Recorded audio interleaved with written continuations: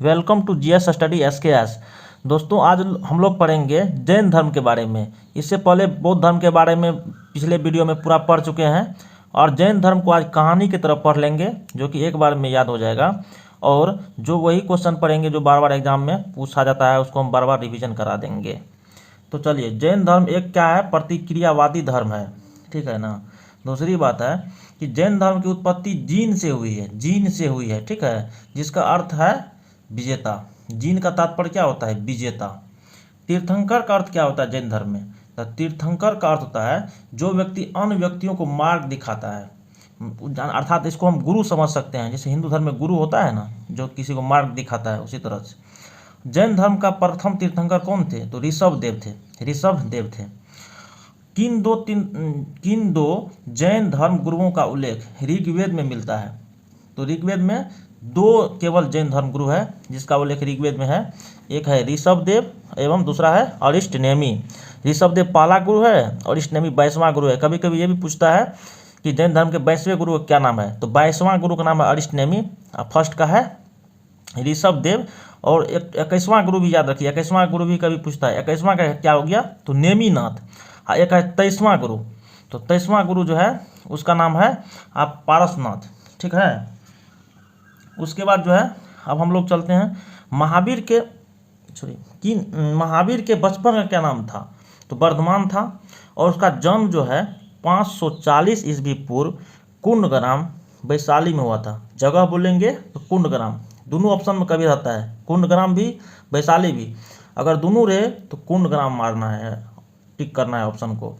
अगर वैशाली रहेगा, अगर अकेला अकेला रहेगा तो फिर जो अकेला रहेगा वो दोनों में से मार दिया जाएगा। अब है कि जन्म कब हुआ था? तो 540 ईस्वी पूर्व में। किस वंश में हुआ था महावीर का जन्म? तो ज्ञात्रिक यानी क्षत्रिय कुल में, ज्ञात्रिक क्षत्रिय कुल में इसका, ज्ञात्रिक बोलिए या क्षत्रिय बोलिए, ये कुल में इसका जन्म हुआ था। महावीर के पिता का नाम सिद्धार्थ, माता का नाम त्रिशला। ये क्वेश्चन याद रखिए क्योंकि माता की जो क्वेश्चन है ना बार बार पूछा जाता है कि महावीर के माता का क्या नाम थी? तो त्रिशला। पत्नी यशोदा और पुत्री का नाम थी अनुजिया या प्रियदर्शनी, उसी को बोला जाता है, दो नाम था, अनुजिया या प्रियदर्शनी। अनुजिया या प्रियदर्शनी की शादी जो है ना जमाली से हुआ था। तो महावीर के दामाद क्या हुए? जमाली। और महावीर के प्रथम शिष्य कौन हुए थे? तो यही जमाली ही हुए थे, जमाली। और प्रथम शिष्या यानी भिक्षुनी तो चंदना, ठीक है ना। जैन धर्म में शामिल होने वाली प्रथम भिक्षुनी चंदना थी। अब हम जैन धर्म पूरा समझिए, जैन धर्म में हम लोग पूरा महावीर के बारे में ही पढ़ते हैं। अब जैन धर्म का अंतिम यानी 24वां तीर्थंकर कौन हुए? तो महावीर। जैन धर्म में टोटल 24 को तीर्थंकर हुए हैं, जो कि 24वां और अंतिम यही थे, महावीर जी थे।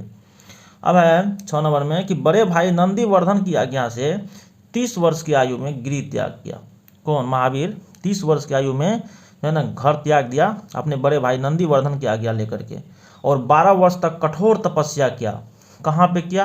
तो वो जिरिम्भिक ग्राम के पास, जिरिम्भिक एक जगह है, वो जिरिम्भिक ग्राम के पास, याद रखिए। तपस्या क्या था? नदी बोलेगा तो कौन नदी? तो ऋजुपालिका नदी के तट पर। जबकि बौद्ध धर्म में जो महात्मा बुद्ध थे वो निरंजना नदी के तट पर ज्ञान को प्राप्ति किए थे। ये जो है महावीर ऋजुपालिका नदी के तट पर साल वृक्ष के नीचे, जबकि महात्मा बुद्ध बोधि वृक्ष के नीचे किए थे, पीपल के बोधि वृक्ष के नीचे। और महावीर जो है साल वृक्ष के नीचे कैवल्य, कैवल्य मतलब होता है ज्ञान, कैवल्य का प्राप्ति किया, ज्ञान प्राप्त हुआ। ज्ञान प्राप्ति के बाद महावीर क्या कहलाया? तो जिन या विजेता कहलाया ज्ञान प्राप्ति के बाद।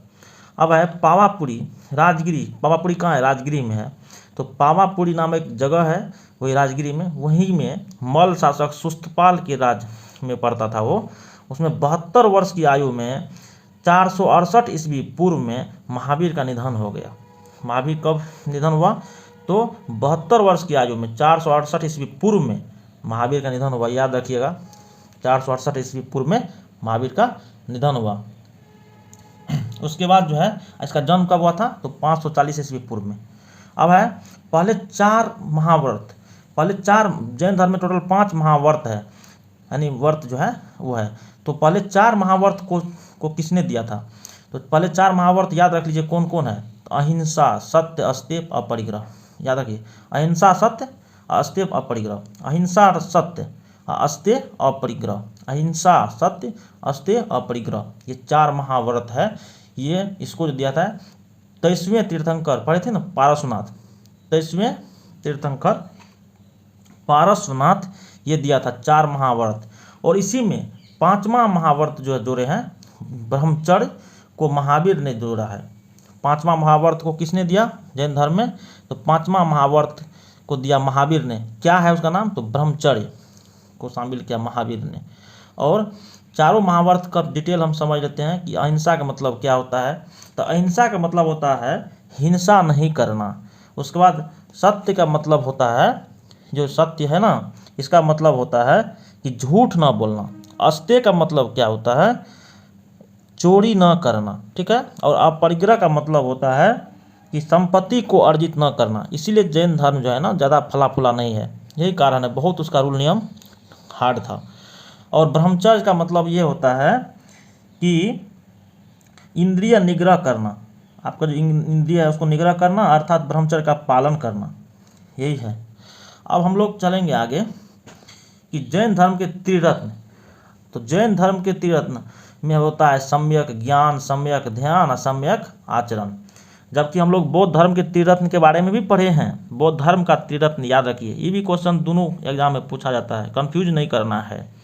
बौद्ध धर्म का त्रिरत्न होता है बुद्ध धम्म संघ, बुद्ध धम्म संघ। और जैन धर्म के त्रिरत्न में सम्यक लगल रहेगा हमेशा। जैन धर्म हमेशा सम्यक लगल रहेगा, सम्यक ज्ञान, सम्यक ध्यान, सम्यक आचरण। त्रिरत्न मतलब 3 याद रखना है। अब आगे चलते हैं। और जैन धर्म में एक और व्रत है अनुव्रत, उसको हम इसमें नहीं लिखे हैं, उतना नहीं क्वेश्चन इससे आता है, फिर भी जान लीजिए। अनुव्रत का मतलब होता है गृहस्थ जीवन में रहने वाले जैनीय के लिए महाव्रत में कठोरता जो है ना वो कम थी। जो अनुव्रत का मतलब होता है जो जैन धर्म को पालन करता था, तो उसके लिए जो इतना जो रूल नियम है ना उस पर उतना अप्लाई नहीं होता था, कठोरता उसमें कम था। अर्थात गृहस्थ जीवन में रहने वाले आदमी ही अनुव्रत जैन धर्म को अपनाता था। अब आगे है कि स्यादवाद का संबंध किससे है। देखिए ये स्यादवाद है।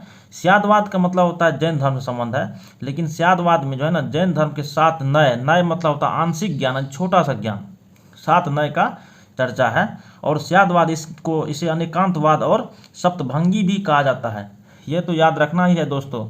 जिस प्रकार थेरवाद का संबंध पढ़े थे ना कि बुद्ध धर्म से है, थेरवाद का संबंध बौद्ध धर्म से है, उसी प्रकार स्यादवाद, अनेकांतवाद या सप्तभंगी जैन धर्म से संबंधित है। कभी स्यादवाद से पूछ देगा, कभी पूछ देगा कि अनेकांतवाद का संबंध किस धर्म से है, तो जैन धर्म से, या सप्तभंगी का संबंध किस धर्म से है, तो जैन धर्म से है। अब आगे चलिए, संलेखना मतलब क्या होता है। संलेखना मतलब होता है कि निराहार एवं निर्जल रहकर प्राण त्याग करना। मतलब होता है कि न खाना न पीना, कुछ भी नहीं, नहीं पानी, कुछ भी खाना ही नहीं है, न कुछ पीना है, उसे ही रह करके आदमी अपना जो प्राण त्याग देता है उसे संलेखना कहते हैं। इसी विधि, संलेखना विधि से चंद्रगुप्त मौर्य जो है ने कर्नाटक के श्रवणबेलगोला में अपना प्राण त्यागे थे, ठीक है ना। और 15वां है कि केवल मतलब क्या होता है, ज्ञान। तो ज्ञान प्राप्ति के बाद महावीर ने अपना प्रथम उपदेश कहाँ दिए थे, तो राजगृह में दिए थे। कहाँ? विपुचल पहाड़ी के पास। और जबकि बुद्ध ने अपना ज्ञान प्राप्ति करने के बाद प्रथम उपदेश कहाँ दिए थे, तो सारनाथ में दिए थे। अब बुद्ध ने सबसे अधिक उपदेश कहाँ दिए थे, तो कौशल राज्य की राजधानी श्रावस्ती में दिए थे। उसी प्रकार महावीर प्रथम उपदेश कहाँ दिए हैं अपना ज्ञान प्राप्ति के बाद, तो राजगृह विपुचल पहाड़ी के पास। महावीर ने कौन भाषा में जैन धर्म का प्रचार किया, तो प्राकृत भाषा में, जबकि बौद्ध धर्म में पाली भाषा में किया था। अब महावीर के मृत्यु के बाद जो है ना जैन संघ का अध्यक्ष कौन बना, तो सुधर्मन बना। याद रखिएगा, ये भी क्वेश्चन सब पूरा एग्जाम के में पूछा जाता है। महावीर की मृत्यु के बाद जैन धर्म का अध्यक्षता किसने किया, तो सुधर्मन ने किया। अब है कि महावीर के अनुयायी शासक कौन थे, तो महावीर के अनुयायी शासक जो है देख लीजिए कौन कौन थे। तो लिच्छवी नरेश चेतक थे, चंद्रगुप्त मौर्य थे, अमोघ वर्ष जो कि राष्ट्रकूट वंश के थे, खारवेल कलिंग वंश के थे, चंद्र प्रद्योत अवंती नरेश थे, और दधिवाहन चंपा नरेश थे। अब चलिए, जैन ग्रंथ का नाम क्या है, तो परिशिष्ट पर्वन।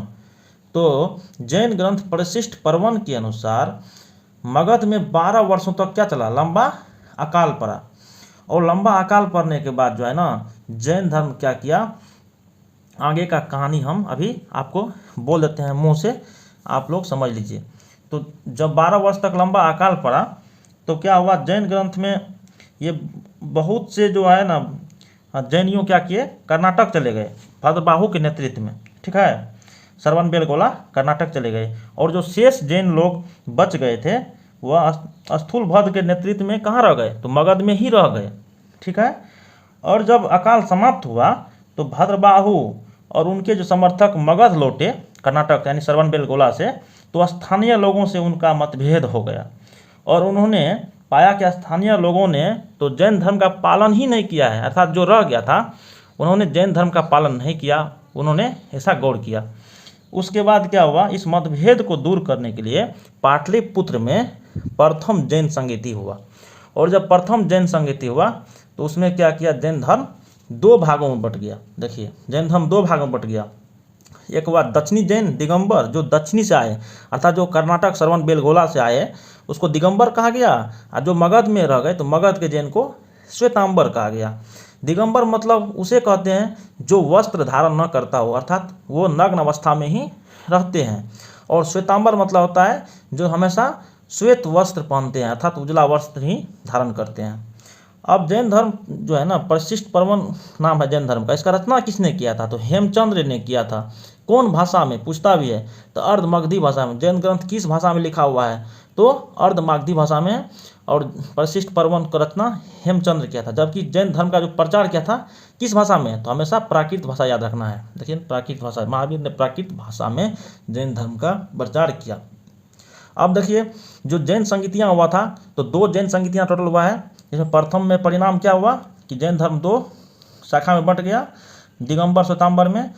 तो इसका प्रथम जैन संगीति हुआ कब था, तो 300 ईस्वी पूर्व में हुआ था। कहाँ, तो स्थान बोलेगा तो पाटलिपुत्र में। राजा कौन थे शासक, तो चंद्रगुप्त मौर्य थे। अध्यक्षता किसने किया था, स्थूलभद्र। प्रथम जैन संगीति का अध्यक्षता किसने किया, तो स्थूलभद्र। कहाँ हुई, पाटलिपुत्र में। शासक कौन थे, चंद्रगुप्त मौर्य। कब हुआ, 300 ईस्वी पूर्व में।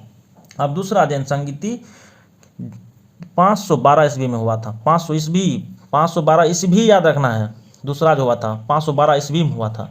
कहाँ, वल्लभी गुजरात में, जगह है वल्लभी गुजरात में। अध्यक्षता किसने किया था, तो देवाधि मरनी या क्षमा श्रमण ने किया था। क्षमा श्रमण यह अध्यक्षता किया था। जैन साहित्य को आगम कहा जाता है। जैन साहित्य को क्या कहा जाता है, जैन के जो साहित्य होता है उसको आगम कहा जाता है, आगम।